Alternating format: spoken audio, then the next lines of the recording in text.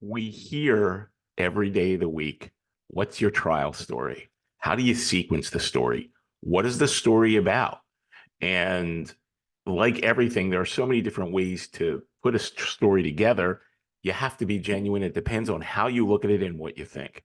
My name is Saul Gruber. At Gruber Trial Consulting, we help lawyers all over the country look at their facts, begin to sequence their facts, and try to figure out with them the best way to tell a trial story.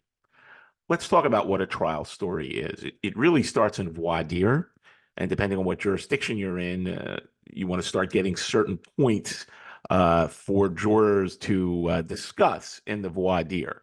Now, why are you putting those points in front of them?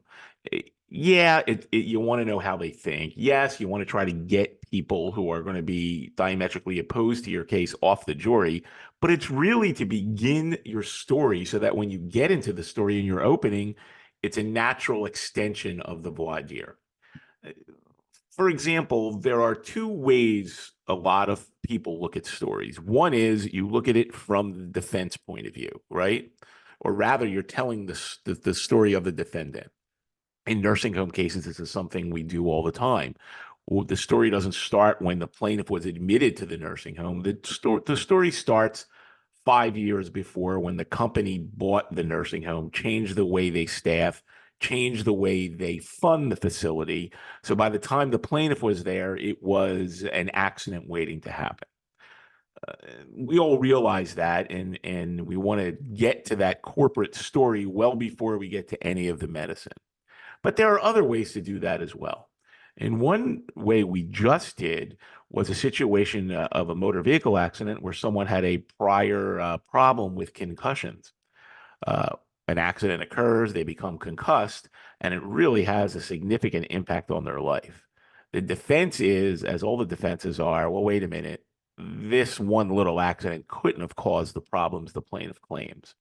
So one of the things we looked at in focus groups was embrace the pre-existing condition. Start the story from when that plaintiff was 17 and injured himself while playing adult hockey. Then going through the issues he had with concussions. By the time we got to the accident, telling the story of how the impact took place, the jury is well aware and begins to say, oh no, they know he hit his head, and oh my God, the problems are back. Again, there's so many different ways to sequence the story and the facts, but that's something you have to think about in every case. And there's so many ways to do it. And we try to help you with that. Again, my name is Saul Gruber from Gruber Trial Consulting. And if you have any questions or need any help, give us a call. We're here to help.